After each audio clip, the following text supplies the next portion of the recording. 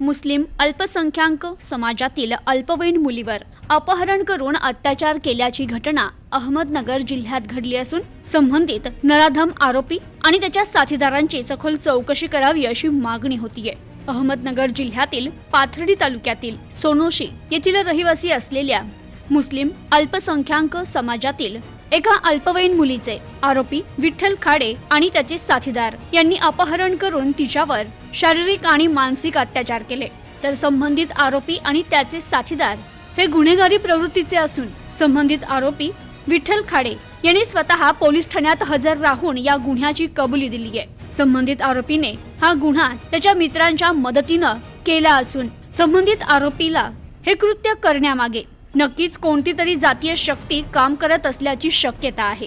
दरम्यान आरोपींनी हे कृत्य करत असताना संबंधित मुलीचे छायाचित्र काढले असल्याची देखील शक्यता आहे। तसेच संबंधित आरोपीच्या वतीने मुलीच्या कुटुंबाला जीवे मारण्याची धमकीही देण्यात येते। तरी या प्रकरणाचा तपास CID कडे वर्ग करून मुस्लिम अल्पसंख्याक समाजाला न्याय मिळावा अशी मागणी मुस्लिम समाजाचे साहेबान जागीरदार तसेच डॉक्टर परवेज अशरफी यांनी अहमदनगर जिल्हा पोलीस अधीक्षक राकेश ओला यांच्याकडे निवेदनातून केली आहे। या प्रसंगी अफरोज सलीम शेख, फैयाज तांबोळी, शानू सय्यद, सनाउल्ला खान, सिराज अलीमुद्दीन काझी, आवेज काझी, शहनवाज शेख, अरबाज शेख, आरिफ पठाण, अमीर खान, जावेद शेख, शहबाज खान, अकबर सय्यद, वसीम शेख आदी उपस्थित होते। गेल्या 2 दिवसापूर्वी पाथर्डी तालुक्यामध्ये एका छोट्याशा गावामध्ये अत्यंत दुर्दैवी घटना त्या ठिकाणी घडली। एक अल्पवयीन मुलीसोबत अत्याचार अन्याय झाला आणि ज्या आरोपीने अत्याचार त्या ठिकाणी केला त्याचं नाव विठ्ठल खाडे। त्याचे मुसक्या पोलिसांनी आवळलेले आहे।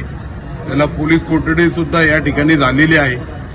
376 प्रमाणे त्याच्यावरती गुन्हा दाखल झालेला आहे। पॉस्को सुद्धा त्यामध्ये दाखल झालेला आहे। परंतु मुलीचे जे परिवारचे जे लोक आहे, पीडित कुटुंबियांना वारंवार गावामध्ये धमक्या देणे, त्यांच्यावरती गुन्हा हे कसं मागा घेता येईल त्यांच्यावरती प्रेशराईज करणे, म्हणून संबंधित कुटुंब आज या अहमदनगर शहरामध्ये आले होते। त्यांच्याशी आमची गाठ भेट झाली। त्यांनी सगळं विषय आम्हाला सविस्तर त्या ठिकाणी सांगितलं की शाळेला जात असताना मुलीला अपहरण करून त्याच्यावर अन्याय अत्याचार त्या ठिकाणी करण्यात आला। सर्वात प्रथम आम्ही याचा निषेध करतो आणि आज या ठिकाणी पोलीस अधीक्षक साहेबांची आम्ही भेट घेऊन त्यांना निवेदन या ठिकाणी देण्यात आलेलं आहे की संबंधित जे कोणी आरोपी आहे विठ्ठल खाडे नावाचा आणि त्याच्या मागे कोणती शक्ती आहे की ज्याच्या जीवावरती तो डायरेक्ट पीडित कुटुंबियांना प्रेशराईज करण्याचा प्रयत्न त्या ठिकाणी करतोय, याचा शोध सर्वात प्रथम आपण या ठिकाणी लावावा। निवेदनाद्वारे आम्ही त्यांना विनंती केलेली आहे की याला हे विषय हे प्रकार फास्ट ट्रॅक कोर्टामध्ये या ठिकाणी चालवण्यात यावे आणि पीडित कुटुंबियांना आणि त्या मुलीला न्याय देण्याचं काम पोलीस प्रशासनाने करावं हे आम्ही त्यांना त्या ठिकाणी विनंती केलेली आहे।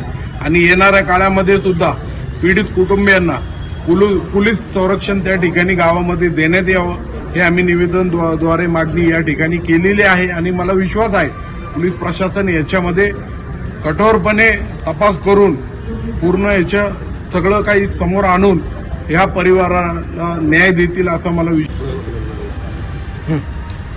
आज समस्त भारतीय प्रेमी समाजातर्फे आम्ही माननीय SP साहेबांना भेटलो।